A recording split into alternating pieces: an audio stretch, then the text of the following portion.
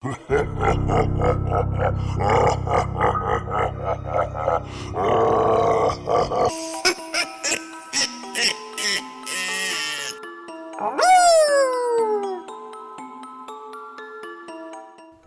and welcome to Humorous Horror, where I tell stories that are both frightening and funny. My next story has a great setting for the genre of horror. As you may know, some of the best settings for scary stories include old, abandoned places. If you find an abandoned place, your first thought, of course, is why is it abandoned? What happened there? Also, abandoned places are often old, filled with cobwebs. They might have creaky boards, lights that flicker. These are all great elements for a scary setting. Another thing about scary stories is the setting during the day or at night. Yes, generally at night when it's dark, when it's hard to see what is there. And remember, that creates a great deal of suspense.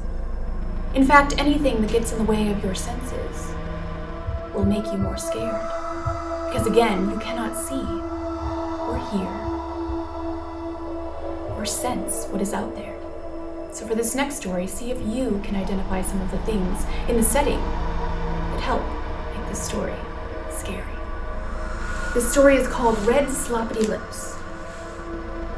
A boy was riding his bike along an old road and had become lost. He was trying to find his way back to a gas station to get directions when it began to rain. He pulled his jacket up over his head to help keep the rain away, but it began to rain harder. Then it began to thunder and lightning, so he knew that he must find shelter quickly. Up ahead he saw an old, abandoned house, so he ran onto the porch. Certainly, nobody would mind. But the wind began to blow and blew the door right open. The wind blew so hard that it blew the rain onto the porch, soaking the boy even more. So he went inside to get out of the rain.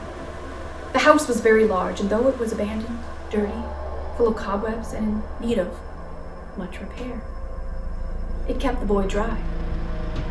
A big gust of wind blew the door in and then back out again, slamming the door shut. The boy tried to open the door, but the rain had caused the door to swell, wedging it in the door frame when it slammed. He could not open it. Just then he heard a voice call out, "Do you know what I do with my red sloppity lips and my long green fingers?"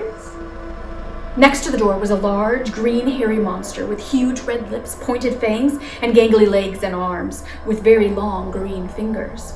The boy panicked and ran down the hall. The monster followed.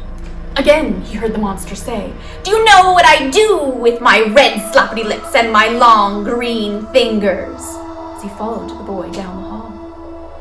The boy ran up some stairs at the end of the hall, and the monster pursued him.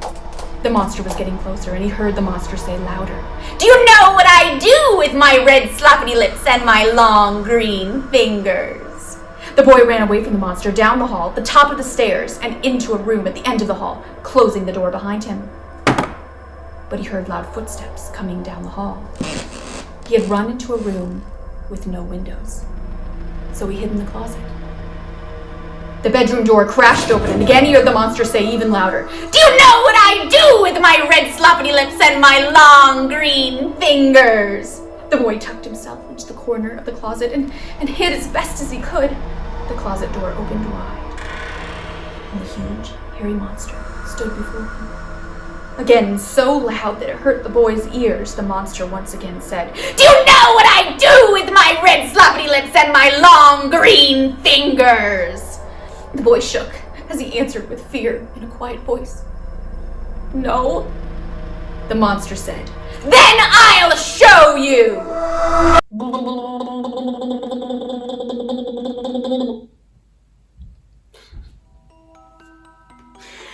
And that is the end of Red Sloppity Lips. Did you notice the scary setting? I'll see you next time on Humorous Horror.